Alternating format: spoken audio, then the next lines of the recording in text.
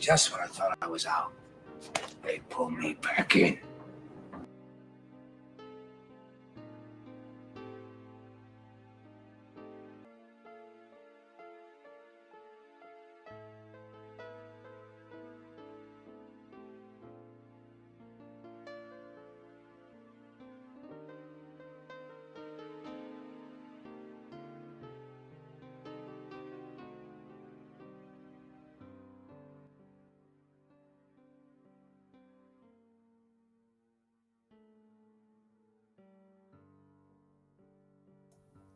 Greetings, everyone. Welcome to the Truth Table.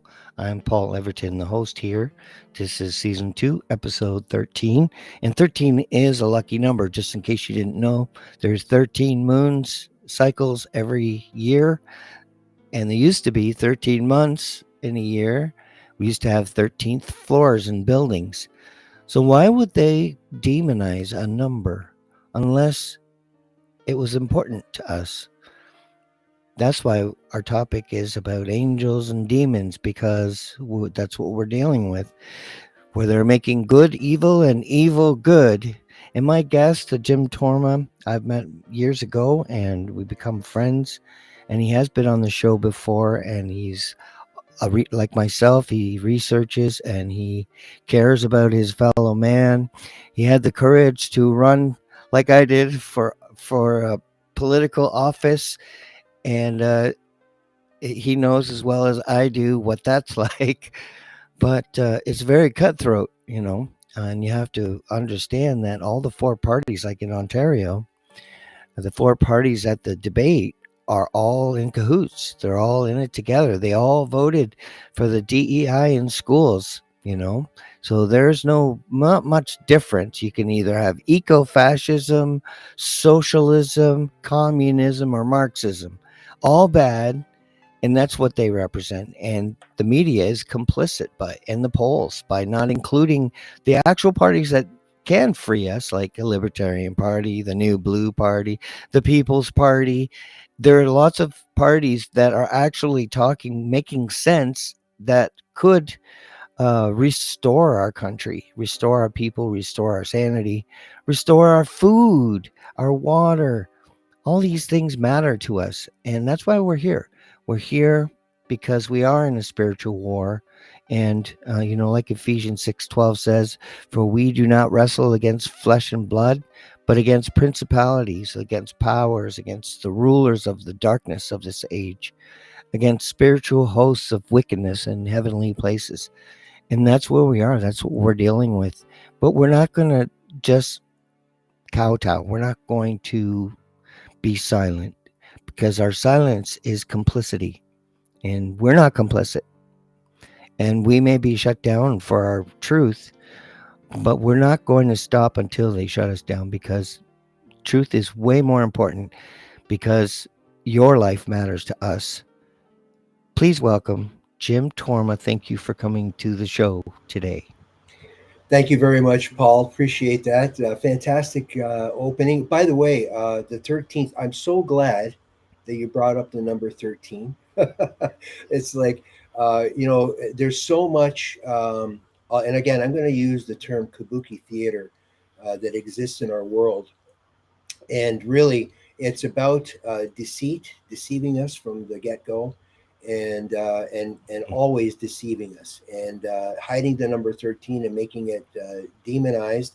Again, is breaking with our natural God-given cycle that has been given to us, which is our moon phases, and at the end of the day, nature, which again is what God gave us, and our nature is what God gave us.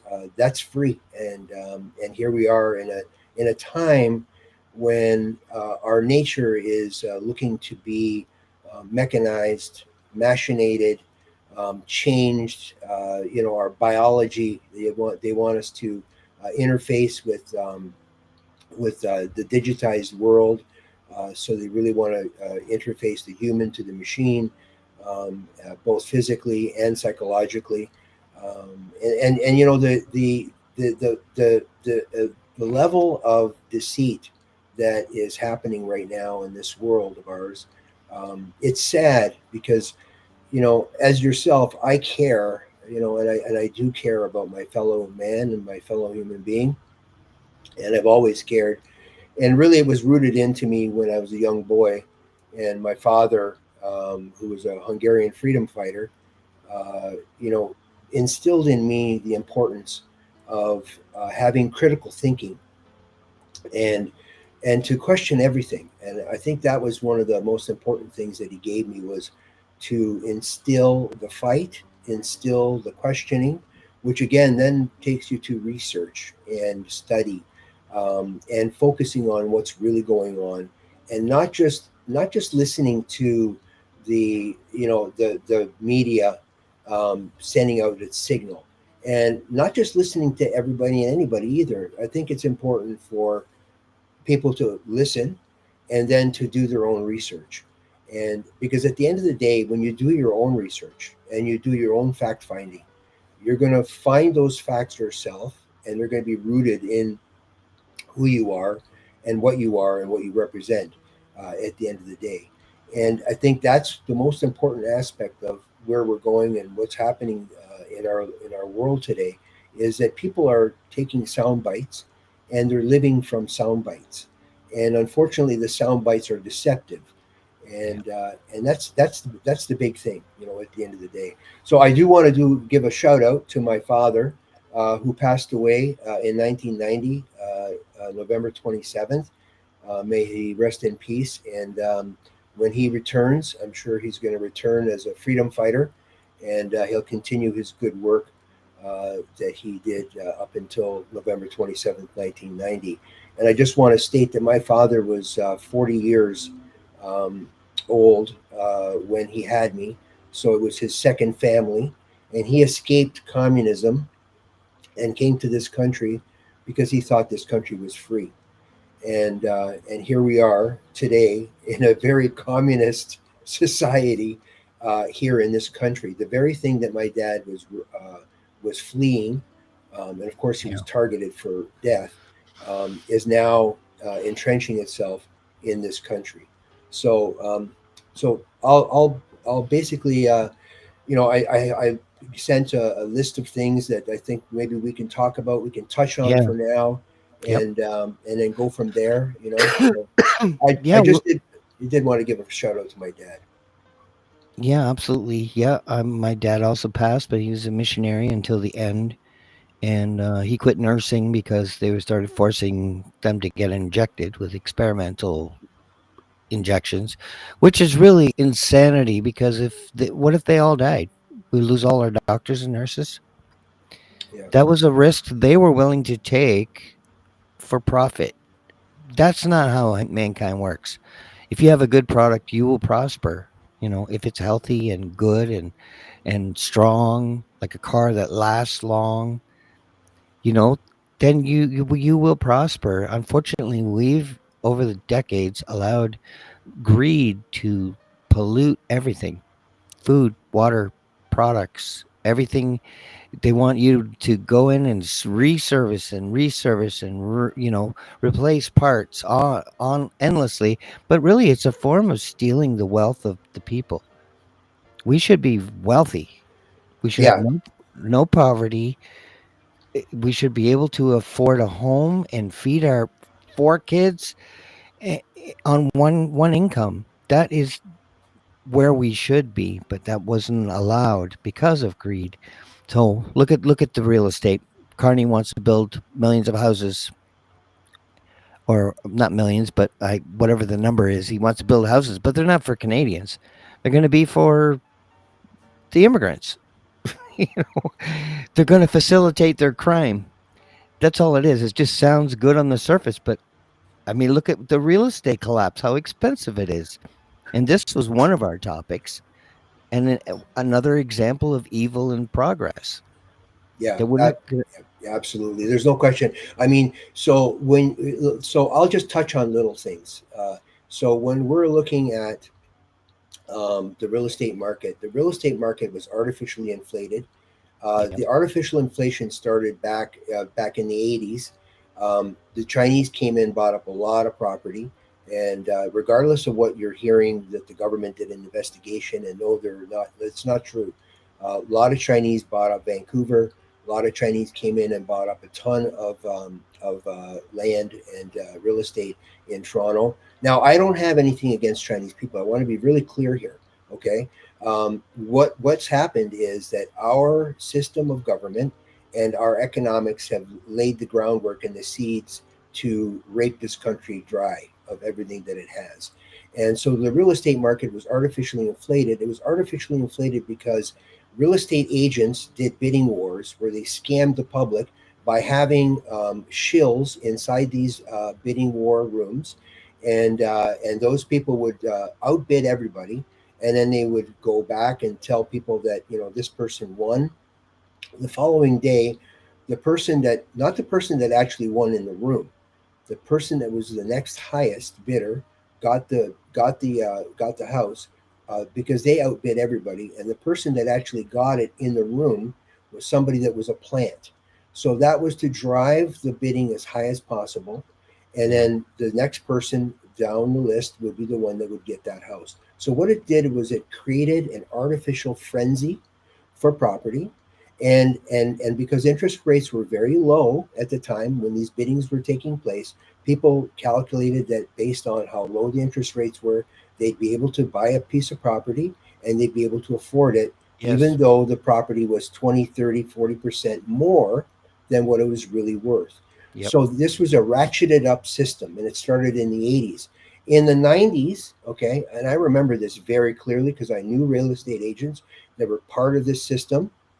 And what they did was they artificially inflated the value of homes again with these bidding wars. But not only did they do that, but they took the people at the bottom end of the scale, and then they went in and cleaned their credit ratings with these various credit assessment companies. I won't name names, but I know for a fact there was people that were working in these agencies, and they would go in and they would clean people's credit to make it look like a double A credit, and then they'd be able to go ahead to go to the bank and then get financing for it. That was part of that bubble that burst back in 2010.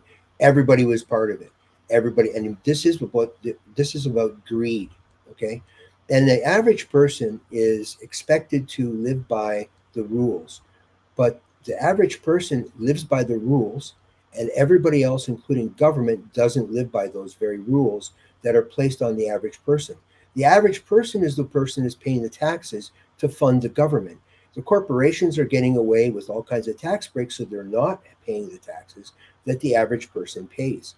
This is why I advocate for zero tax, zero income tax for all people that make under a certain amount of money, and then everybody else above that would be paying taxes. And I'm talking no personal income tax for anybody, okay, up until about $5 million a year. And then after that, you can pay taxes. Corporations should be paying their taxes.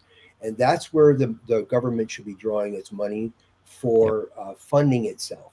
And government should be working for us, and it's not working for us. Now, the same thing with parties, the political parties. The political parties are looking to have power. And the political parties, and I'll call them political parties, but they're part of the same machine, the globalists. They want power. And what they do is they consolidate power by having the conservatives and the liberals pretend that they're different, that they're separate from one another, but they actually work for the same system.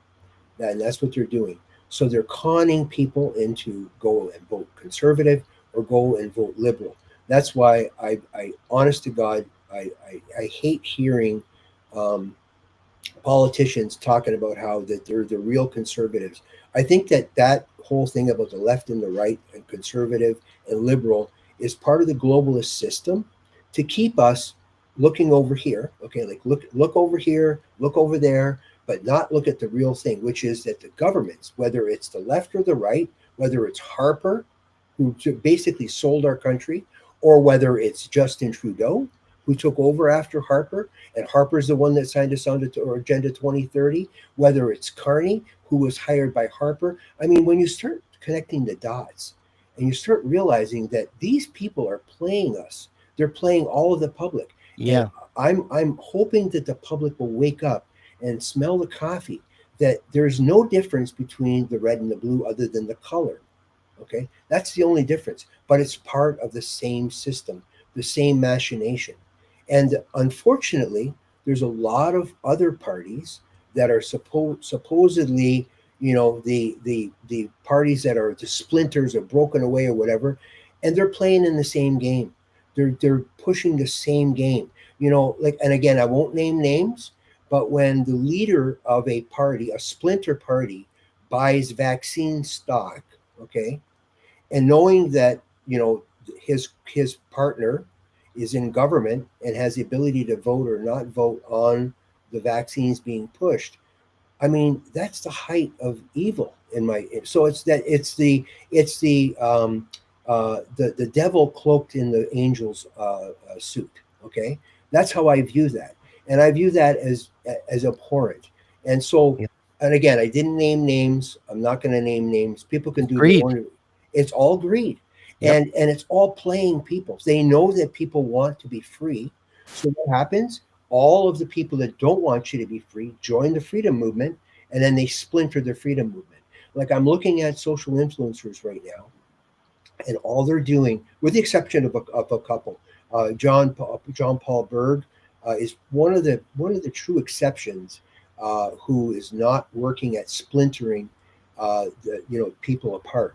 But all the rest of the social influencers, whether you're on the left or the right, and again, I won't name names. You all know who they are. Many people who are watching this program right now are probably following those people, going, yeah, yeah, yeah. Pierre Polyev, he's going to do it. Dude, we just got to get him in there. He's going to definitely do it. No, he's not going to do anything. He's going to keep the agenda going, because that party, the Conservative Party of Canada, was the one that was part of the architecture of this whole system moving forward. And whether it requires that the company or the country collapse completely for people to wake up, or whether people start to wake up because they start seeing the game, they start seeing the Worldwide Wrestling Federation at work. This is why people need to start educating themselves, and they're being driven into fear. Fear is the greatest meat grinder of your gray matter. Okay, when people are in fear, they cannot think. They cannot have any critical thinking because they're scared to death. So then what happens is, we've got social influencers that are preying on that fear. So right away, they put up the fear story, they get everybody all worked up, and then they corral people and move them in that direction to go against the left. And then the left is moving people to go against the right. Okay. What does that do? It takes us, all of us here who are in the center, we are the people, and splits us apart. Okay. I've spent this past summer writing a book with my wife, and I have sampled everybody. I've sampled NDP, liberals, Green Party people, not as a politician though. Okay, I want to be very clear. I was very clandestine. I asked specific questions to people. I was on a beach writing, with people walking past in bikinis and bathing suits with their kids, homeschoolers coming out to the beach, teaching their children on the beach, homeschooled. I spoke to homeschool groups who were not left or right. They were human beings, families that were sick and tired of the DEI. And they were sick and tired of the DEI, and they were liberals, conservatives, green, NDP. I could go on and on, okay, but they're never voting again. All right. And this is why I was so adamant when I was supporting a particular party. I was so adamant for them to continue to fight to represent the non-voter. The non-voter, I think, is the most intelligent voter potential in our country, because they see the game. They see the kabuki theater. It's not that they're lazy. That's the excuse. That's the excuse of the team players. That's the excuse of those people that want you to stay in the kabuki theater. That Yep. they're not voting because they're lazy. No, that's not true. They're not voting because they know it's a game. Yeah. And the people that are in this game are still playing the game, and they're still dividing everybody.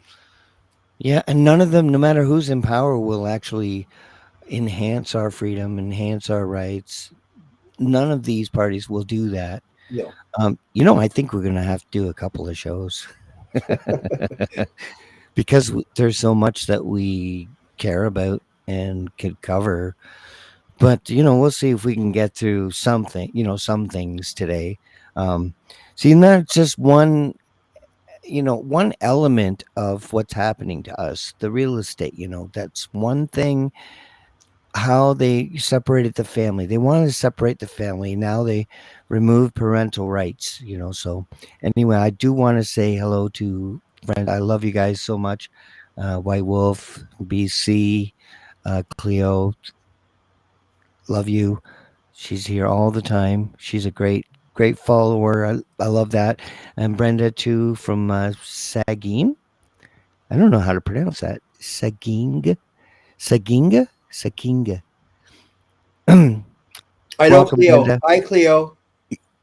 Yeah, Cleo's awesome. What I love about Cleo is if she doesn't agree, she will make her point. She doesn't just okay everything.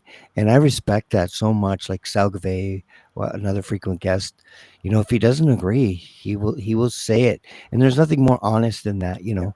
I love that about you as well. Is you come from the heart. You speak from the heart. Now Yeah, let's just that's where we have to speak from. We have to speak yeah from the heart, and the thing is that as much as we have differences, we have core values that are the same. And at the end of the day, I think what people are missing is that they're focusing. See, the dividers are focusing on what makes us different, and I focus on what makes us the same. One of the things that makes us the same is that we're human, we love mankind, and we yes care. Okay, yeah so those three things are critical. If we have those three things and we care about each other, then those other dividers that they want us to be in, okay, they want us divided. Those other dividers are to me irrelevant. Okay, I don't care if you like the color green and I happen to like the color blue. yeah That's okay. That's what makes us different. But that's the beauty in humanity, is that we are different. absolutely. You know. It is the beauty. Cleo sends her love back to us. I don't know which one of us she loves better. But also from Exile, another really good friend, Kirk. Welcome to the show, Hey, Kirk. Kirk, how you Thanks for doing? coming, brother. He lives on the SS Minnow in Bella Bella, where I plan to eventually escape to if all hell breaks loose. Well, let's talk about the big one of the big lies of the unemployment statistics. Oh God, so we're seeing that the unemployment. Oh, we're the unemployment rate went down. Well, first of all the people that are going off the unemployment statistics, okay, who still don't have work because they're no longer collecting EI, okay, or any other type of benefit. They are no longer on the EI, so they're no longer on the unemployment statistic. Okay, that is a fact. All right, and that works to the benefit of the oligarchy, because those Yep. people are no longer a statistic that StatsCan is going to be recording anymore.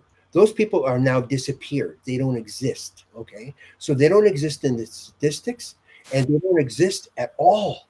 When it comes to what the reality is. So that's one.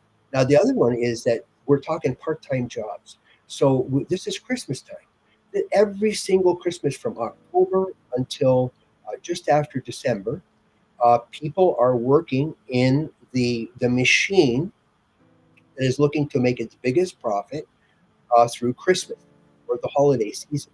That's when they make Mm. their biggest profits, and Yep. they need to ramp up. They need to ramp up their funding, or pardon me, their workforce. And then what happens is StatsCan does the statistics, and it shows that unemployment has come down. Sure, it's come down, but it's come down. People are getting paid minimum wage, all right, doing part time work, and it's part time jobs that have increased. Now, if you look at the real true numbers, the full time jobs are decreasing, part time jobs are increasing. And who are they going to? They're going to go to the people that are going to not squawk about working conditions, and typically they will be immigrants that are going to be doing those jobs. In the greenhouse industry here in Niagara, immigrants are preferred because they don't talk back. If you're running a diesel engine inside of a greenhouse and you're gassing people out, they're not going to complain. A Canadian will complain because the Canadian knows that they have rights and that they're not, you're not supposed to be running a diesel engine inside of a greenhouse. But the Mexican or the Jamaican or the Taiwanese or the Filipino is there, and they're going to take it because where they're coming from poverty. Now, I want to be really clear here. I don't hate or have a hate on for immigrants or even illegal immigrants. What's happened is there's a system in our country that has brought slave labor here. These are human traffickers. Yeah. Our government is complicit in human trafficking. I want to repeat that. Our government is complicit in human trafficking. Our politicians, like Pierre Poilievre, who was talking to the Indians from India, talking about direct flights from Amritsar, what he was doing was he was getting people that are in poverty, abject poverty, and he was bringing them in because, of course, the oligarchs, the big business, the big business slavers, the human trafficking slave traders who exist to this day, they need cheap labor. Why? Shareholders need satisfaction. Shareholders need dividends. And this is the corruption that exists in our system. Yeah. So Canadians can't find jobs. But no, if you're having a problem getting a job, I do have a tip for Canadians. And dress code is everything. So that's how you do it. That's how you do it. so the thing is that we have a system here where we have Canadians being displaced. My wife was displaced by 4 illegal these are visitor visa workers in Niagara. So the visitor visa worker business is huge. That human trafficking is massive because what happens is the cash accounts from the greenhouses pays for the human trafficked visitor visa employees. I worked with them at the greenhouse that I was at, and I feel bad for the people because they're here trying to make ends meet. But when they come here, they're making so much money, and it's because the system is designed to employ them. If our system had measures in place to not allow for that to happen, to not allow for human trafficking, to not allow for human slave trade, then it wouldn't happen. But our system, our government has created a system. It's called immigration. Has created a system for human trafficking of people, and that's what we're faced with. So now we're pitting the migrants and the immigrants who want a better life, are coming from abject poverty, against Canadians who are being displaced. And why are they being displaced? We shouldn't have a hate on for the immigrants. We should have a hate on for those companies that are looking to use human trafficked people as slave trade, who are the ones that are displacing the Canadians. We should be turning our eyes to the companies that are benefiting from this. Like there are banks that are using Mexicans. There are phone companies that are using Mexicans on their call lines. Everybody's using them in call centers. All right. And that's because our government has made it very easy for those companies, insurance companies as an example, who were laid off in London, Ontario. 400 people were laid off, and then were given the opportunity to come back at 40% less than what they were making. That was to satisfy the shareholder. So I have a beef with the way our government's set up. I have a beef for the way our corporations and our companies are human trafficking people to make a profit. And I have a beef against global companies because they are basically human trafficking people around the world so that shareholders can make money. What is this? And again, this is greed. Greed. Absolutely greed. Again and again and again. Yeah. It is greed is the source of all these problems. Why And, do you think profit has turned into PROFIT when it used to be PROH or PHET? All right. when it was profit. So they Canadians, used that. Yeah. Canadians have a right to be informed. Like, I mean, I crave, lab grown uh, Meat. bacon, Yeah. bioengineered bacon, and 3D printed eggs. And I want to know it's there so I can buy what I want. You see what I did there? Absolutely, absolutely. And this is again because we went away from the ma and pa. We had regulations because large corporations polluted our sausage making process.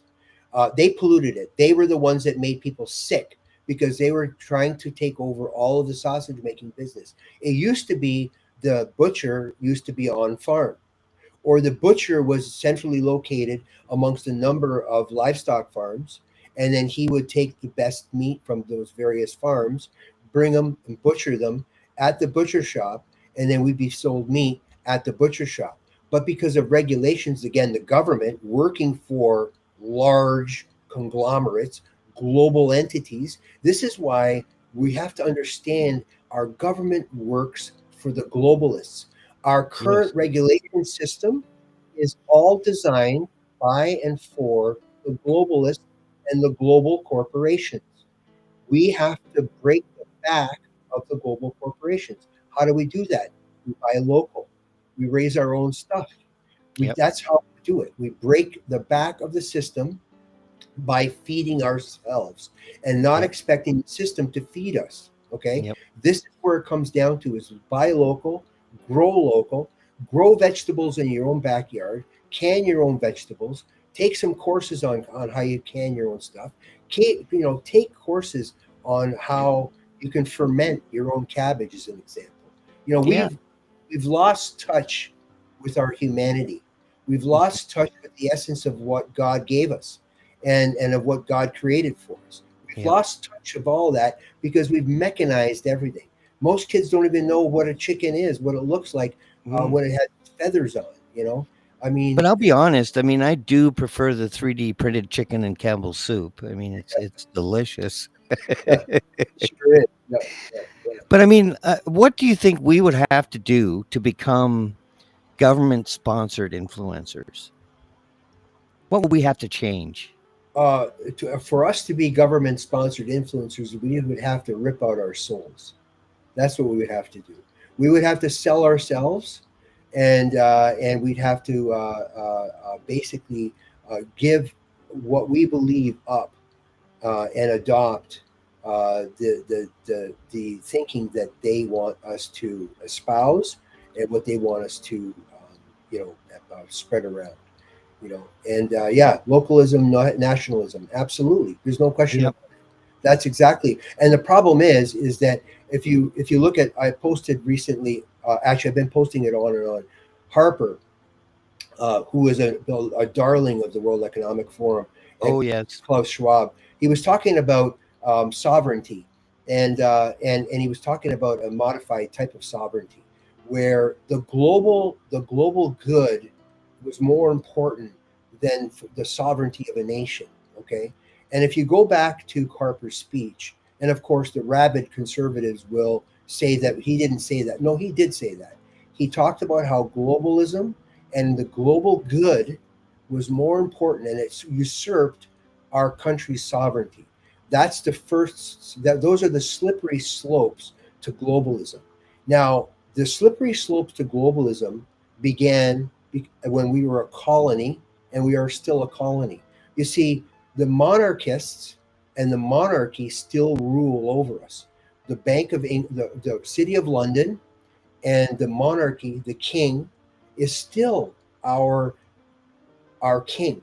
Canada has a king, and it's King Charles. And I don't care what anybody says. If we didn't have a king, we wouldn't have a king symbolically either. This is the kabuki theater that we're being fed. We are part of the Commonwealth. So there are things that we have to adhere to being a part of the Commonwealth.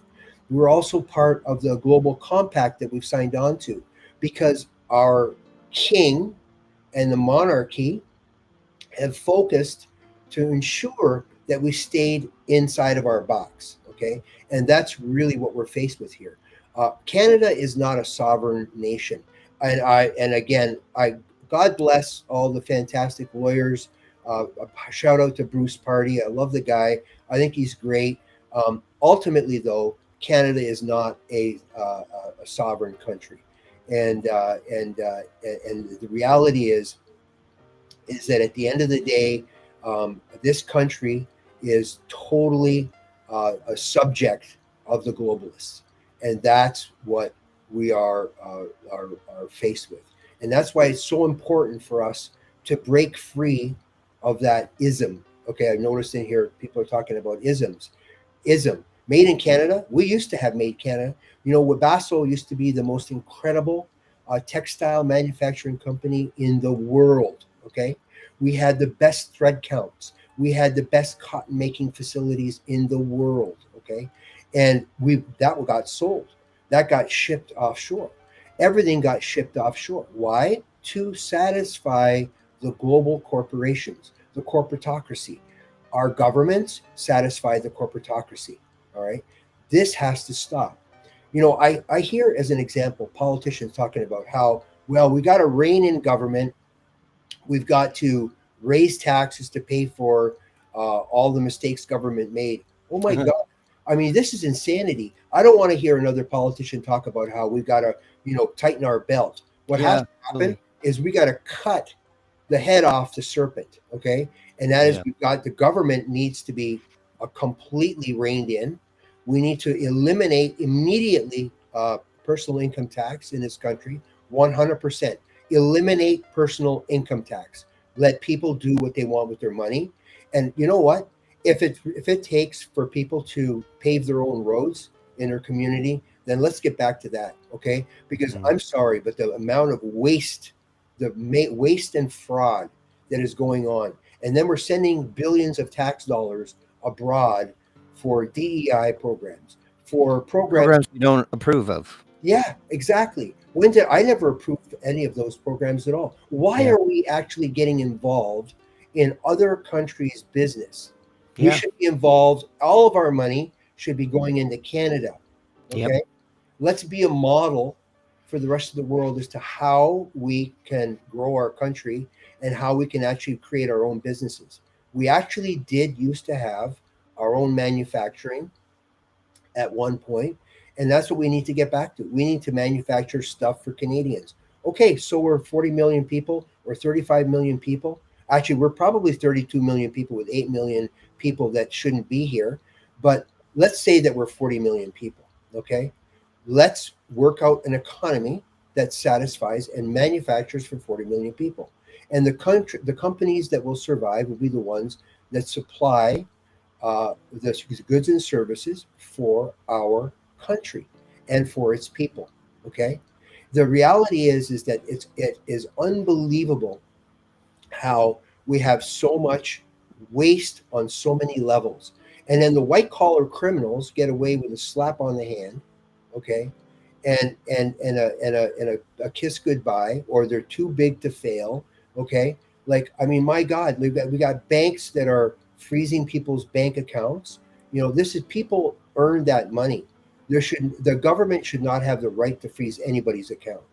And as a matter of fact, I'm an advocate for debanking the banks.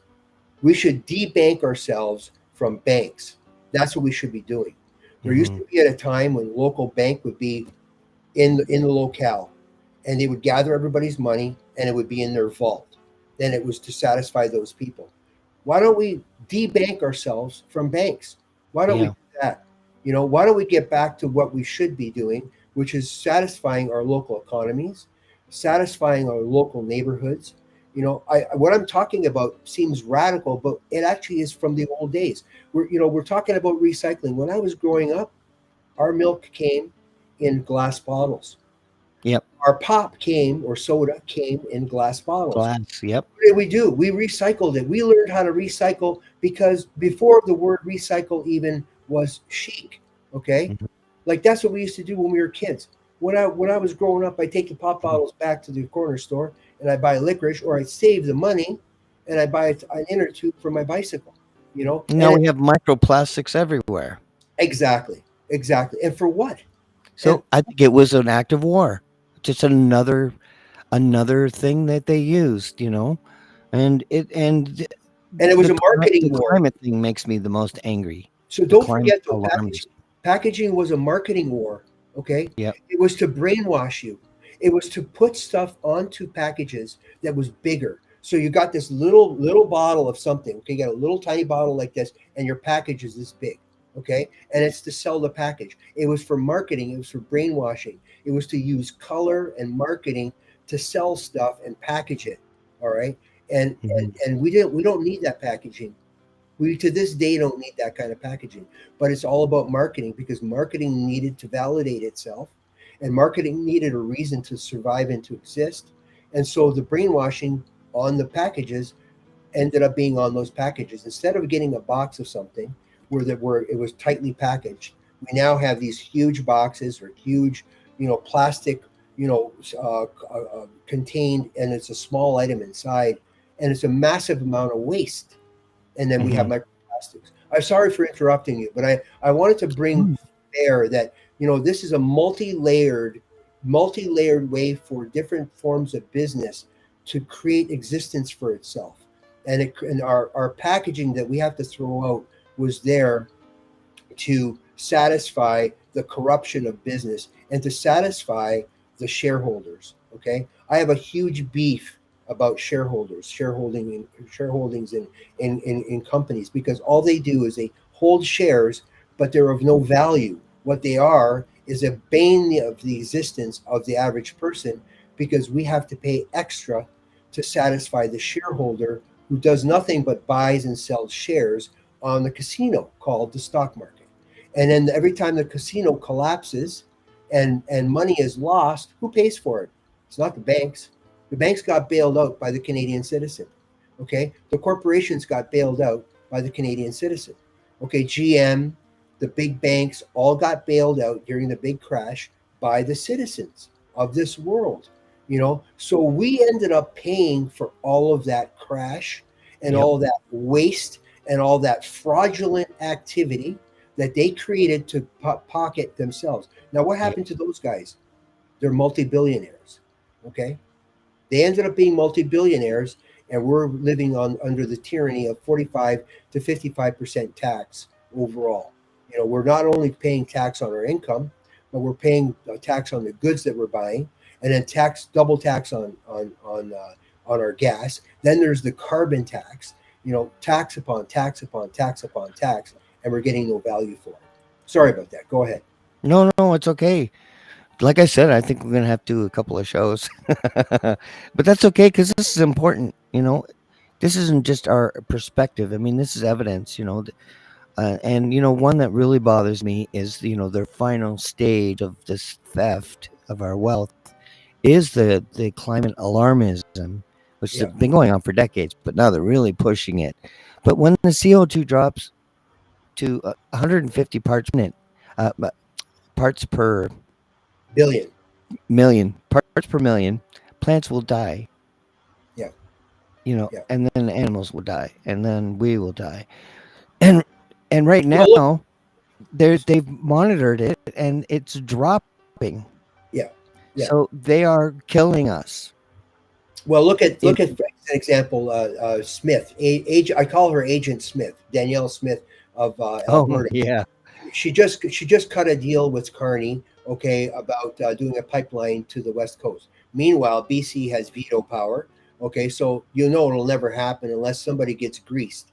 But what's really yeah, important when you look at that deal that they cut, what glares out to me is not the fact that they've agreed to do a pipeline, the fact that the carbon tax is now going to be charged to the people that are actually pulling the gas out of the ground and then refining it. Okay, and who's going to pay for that? It won't be the corporations that's going to pay for that carbon tax. It's going to be the people again. But it's a kabuki theater. it is. Agent Smith is cutting a deal with Agent Carney, okay, and they're both globalists, and they're gaslighting the poor Albertans. I feel terrible for Alberta because they think they're going to be free, and they're not going to be free because that's why Polyev got transplanted to to Alberta. Don't think that that was, he lost his seat in Ottawa. That's complete BS. This And is engineered, manufactured move to get Polyev to what is the freest province, to ensure that those people are not going to be free, because he's going to be their representative, and then he's going to take that province right down to the hell that they're waiting to give us, which is globalism. So they're going to, they can't do anything right. I mean, even like Dawit says, they're only planting male trees. yeah, yeah, You know what I mean? yeah, yeah, yeah, yeah, exactly, exactly, So everything they touch yeah, is about doing harm. yeah, yeah. It And is all about harm. it became evident during COVID. I think that's what brought us all together, you and I. And Yeah, I would have never ran for government, and you probably wouldn't have either. We wouldn't have a podcast. And all these things happened because of what they did and our love for our fellow man. You know, and and that's why we're here, really. yeah, Oh, and what's beautiful about this, Paul, to be honest with you, is that when I was out, on two campaign trails. One was with a federal party, and then the other one was with a provincial party. But before that, before any of that happened, I was a freedom fighter decades ago. Before that, and one thing I noticed is that the left and the right, I'm only using that because people want to delineate everybody from left and right. I met with the left and right on many occasions, even before COVID hit, even in the previous fights that I was a part of. So there were capitalists and socialists. And at the end of the day, there is so much in common with those people. But what's happened is government, media, and the powers that be have looked to see where our differences are, and they highlight our differences to separate us and to keep us way apart from one another.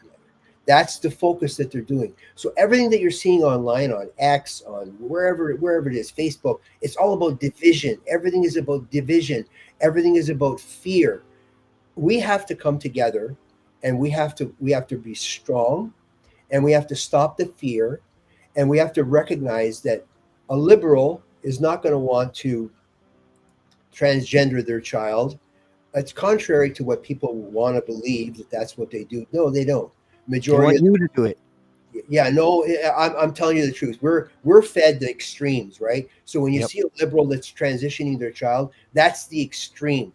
When you're seeing these second sons and extremists, okay, that's the extreme, and that's to create division between us. Okay, Yep. like when I look at the second sons, what comes to my mind, honest to God, is Attila Lukács. Okay, Attila Lukács art. I ask everybody to look up Attila Lukács, super famous, absolutely radical art. Okay, I mean, it goes back to the Weimar era of Germany. Okay, back to the transhumanist movement, and that's what we're faced with. We're faced with a transhumanist movement. Yep. When I see a whole bunch of guys collected together, okay, and not a single woman anywhere, I have a lot of problem with that. I got to be honest with you, because I'm a believer in man and woman. I'm a believer in what God gave us. I'm a believer as a heterosexual that we need to understand that the majority of the people in this country who are going to be procreating are going to be heterosexual. Um, no Yep. offense to anybody. I danced in a Of folk course. dance Of course. group. I danced ballroom dance. I Mhm. danced gays and lesbians. Okay, I have no issue with anybody. What I have an issue with is when we are fed that as that is the majority. That's not the majority. The majority that we're faced with are heterosexual people who need to be respected. The family needs to be respected. It's not respected. The family No. is not even promoted in any of the parties. There's no promotion of family. What's promoted is government education, feeding kids from the government, okay, not the Mhm. family feeding the children. It's government run brainwashing through the education system. That's what we're given, okay, and that's the reality, and that's Yeah. what bothers me at the end of the It's day. a decade of transhumanism, Yeah, transsexual. So we've got male, female, and trans sisters, brothers and sisters and trans sisters. But this is an agenda, but this is the final stage. From all my research, the final stage is the climate alarmism and the transhumanism. Because once they change your DNA, you fall under their patent. So you're now owned. You completely lost your sovereignty.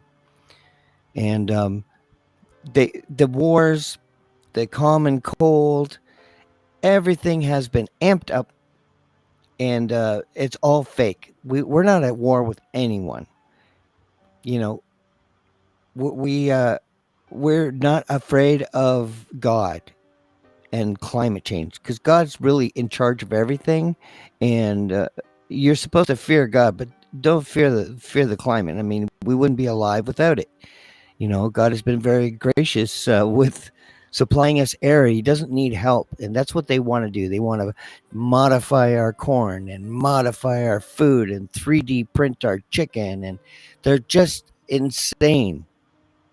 It's all for profit. It's all for greed. There is no benefit. There is absolutely zero benefit in modified crops at the end of the day. And yeah, parents should be at these institutions screaming, "Where are they?" Well, listen, I understand, but parents are also working. They're trying to make ends meet. They're being taxed to death. That's why I'm an advocate for Yeah. zero personal income tax. And if there's zero personal income tax, all of a sudden there will be a one parent earning family, and then Yep. the mom or the dad, whichever way, they can then go to those institutions and fight those institutions. But I Yep. also believe the institutions should be torn down. Okay, we don't need a public education system. What No. we need is local groups of families coming together and teaching their children. Just like I experienced on the beach this past year when I was writing my book with Shelley, which is going to be coming out soon. Um, I ran into so many homeschooling parents, and they were both from the left, the right, the middle, the wherever, but they understood that their child was being brainwashed, and their child was not being taught. Okay, they were Yep. being indoctrinated, and Yes. and this is where we have to start right where it hurts them the most, which is zero personal income tax. This way, the system can't feed off of our money anymore. When Yeah. you choke the system of what they're living off of, then that system's going to have to figure out a different way to survive or exist. And it won't exist. I'm telling you right now, that system will fail and fall. And the only thing that's going to be left standing are the politicians that will care about people, are will be the people in the institutions that care about people. Like our medical system is about money. That's all it is.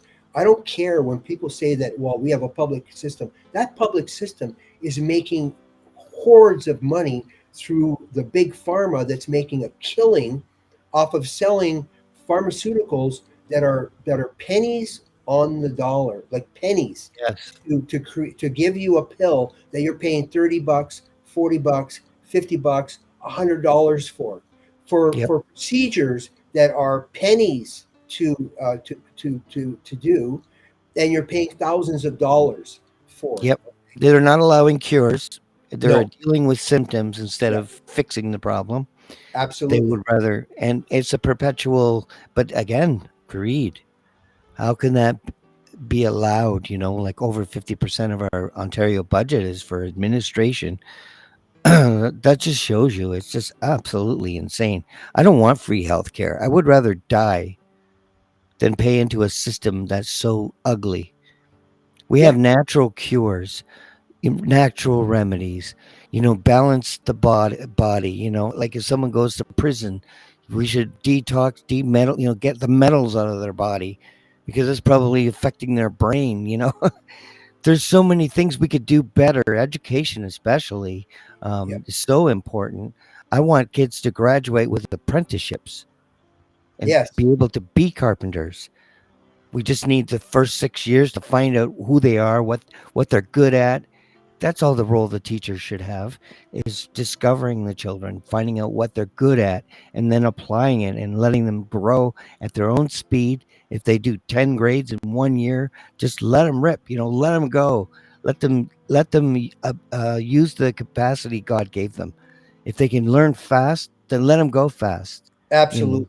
Yep. The beauty of my upbringing and my education. So I was in a very strange uh, period of time in my life, and they actually eliminated that form of education, which was I had three levels. So you had your basic, which was it would give you a basic education. You could go work at a factory or whatever, and then there was the trade level. Okay, so the trade level was next up, and then there was a level that was learn at your own speed, and that was for doctors, engineers, potentially lawyers, um, Mhm. uh, and they literally talked about it that way. And of course, my dad was like, "You're going to take the most advanced. You're going to learn at your speed, and you better finish school early." So I did. I finished my courses early. I had to Right stay on. in high school, but I was already in grade 12 coming out of grade 11. Like I had already finished all my grade 12 classes, all my courses and everything. So I was basically taking electives at that point. So I was learning more and more and more, but I was feeding my mind with knowledge and practical knowledge and everything from chemistry to engineering to structural engineering. I was literally the level of engineering, of architectural engineering that I learned in high school was the second level of university architecture that you would be taught now. Okay, so I learned how to design buildings. I learned how to actually work out the calculations for the right I beams to create a building or a bridge. Okay, these are the things that I was learning growing up as a child and as a young adult. That doesn't happen these days. It's the education is so dumbed down, and the principal part is about gender, to teaching you about your gender and about different sexual preferences. What does that got to do? Like, honest to God, what does that got to do in a school a setting? Hmm. Okay, like how you make love to somebody and who you choose as your lover has got nothing to do with school, No. including high school. I'm sorry, but Yep. all that we need to know out of the human body is how the human body works, and how procreation Sure. works, Yeah. and that's all we need to learn. We don't Yeah. need to learn anything else. We don't need to learn about anal sex, none of that stuff. What is No. that? Like, I mean, you're gonna find those things in your life on your own journey of discovery of who you are. We don't need to be teaching that, and it's sick perverts that are teaching it. One of the biggest statistics that people don't understand is here in Ontario, there's over 2,000. Now, remember this number: over 2,000 cases in front of the College of Teachers, okay, where it's inappropriate interaction between the teacher and the student, okay? Over 2,000 cases of inappropriate activity between teachers and students. Why are we hiring teachers that are inappropriate with students? Okay, DEI. there, DEI is die. It really yeah, is die, like yeah, Diet Coke yeah. has aspartame, which is like the. But if I can't believe we've been an hour already, so I'm guessing we're gonna need 4, 5, 10 shows more. But I do appreciate you coming over. Anybody want to see Jim dancing? I will link in the description his OnlyFans page. Um, I'm just kidding. I love you, brother. I Any love you final too. words? I hope you Yeah. come back soon. So I wanted to say that I wrote a book with my wife Shelley. We're Yes. writing a series of books under the banner of Shim Jelly Chronicles. Um, this first book is going to be, yeah, we need to think for ourselves. That's a really good one. Absolutely, people need to start thinking for themselves. The first book in this series is called Supernatural Love: Dream to Reality. This is a romance paranormal memoir, and there's a lot of very interesting things in this book that are going to blow people's minds. This book is from the heart. And yeah, we're both completely exposing who we are and our journey as kids growing up, including the history of our families, and then us coming together. So this book is us coming together, and then just as we're driving to Toronto for the next stage in our life. So again, it's called Shimjelly Chronicles is a series. It will be on Amazon, and I was actually hoping to recite a small piece out of the book, but I think I'll Sure. probably No, leave no. that. Yeah, you want me to Yeah, do that? yeah, for Okay. sure, brother. All right. So I was going to, uh, and this is actually in the section called "Full Revolution," and and this is about me. So I'm going to recite this one. It's just one little section in a very long chapter, and here we go. And it's called "The Lamb of God." So I thought I'd share this with you guys and see what you. And again, this is part of the book, Supernatural Love, Dream to Reality. Almost there. Just have to scroll. There we go. 12 years old, Confirmation Day, Hungarian Presbyterian Church, Welland, oak pulpit, raised floor, 2 Bibles stacked so my chin cleared the rail. Last second, something ancient inside me awoke. I decided to walk back and forth, looking into their eyes, instead of using the pulpit. I chose John 1:29 because it sounded like thunder. Behold the Lamb of God, who takes away the sin of the world. In Hungarian first, Itt az Isten báránya. The old ladies gasped like I'd struck flint on the altar. My English twist next. Behold God's lambs. I let it hang, and without a word, I pointed out to all of them, finger sweeping the room, felt the room tilt. Lambs don't bleat for pity. They walk forward. They give blood, wool, breath, so someone else eats. That's not weakness. It's the bravest math there is. In that second, I wasn't just 12. I was Imre, King Imre, dragging crosses through pagan camps, whispering, share, don't slaughter. I was János in Magyar boots, voice like a river breaking ice. I was Attila the Hun, not the barbarian they sold us, Robin Hood with cavalry, torching gilded cages, turning slaves into warriors. I was Tormashi from the Arpad dynasty, horseradish root burning under snow. I was my dad, real Imre, the 1956 freedom fighter, who named me after himself because blood runs thicker than history. When I opened my mouth, every ancestor stepped in with me. The revolution's ghosts in the rafters, dad's searing eyes in the front row, my mother clutching the pew in front of her, Attila's hoofbeats under the pews. Then I slid in the 56 revolution, 1956. Not a Bible story, but it might as well have been. Every kid knew uncles who never came home, mothers who still checked the windows. I told them those tanks in Budapest weren't metal, they were altars. Every student who stepped in front of a barrel, every grandma handing out bread from a burning bakery was a lamb.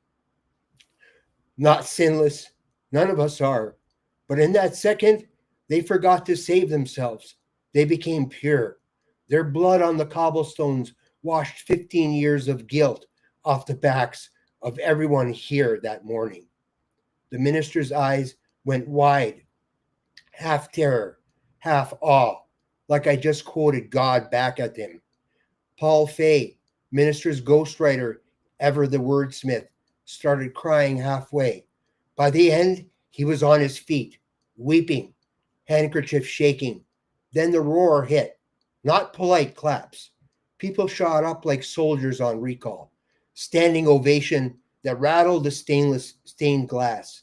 Hair on my neck and arms stood electric. They weren't cheering a kid, they were cheering the chains they'd finally snapped. Tears pouring from faces, I sensed their release of pain and gained 10 years of wisdom in that instant.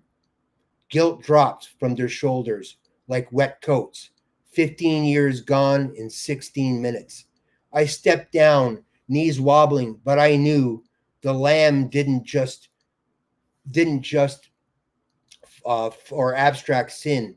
He died so we'd remember how to die for each other quietly, fiercely, without asking for applause.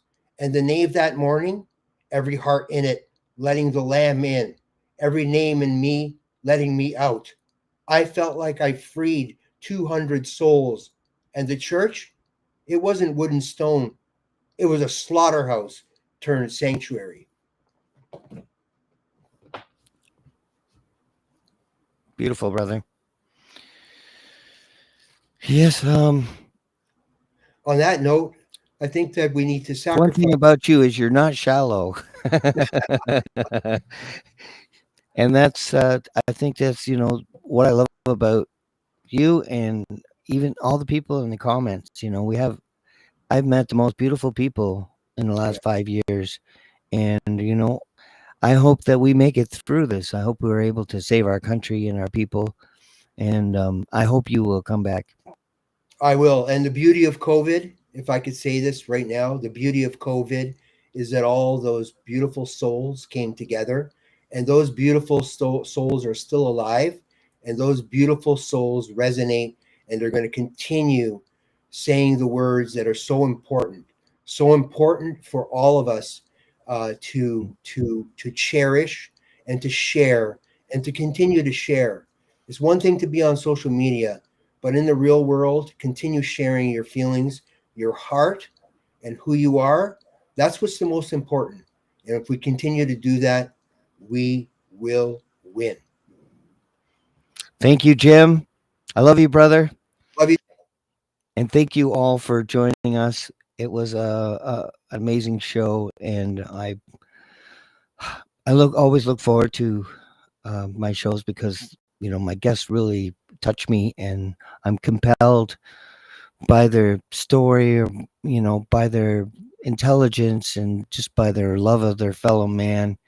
We are trying. I mean, I'm searching for answers. I'm searching for the truth, and hopefully we'll find it together. Hopefully, you'll join me next time on the Truth Table.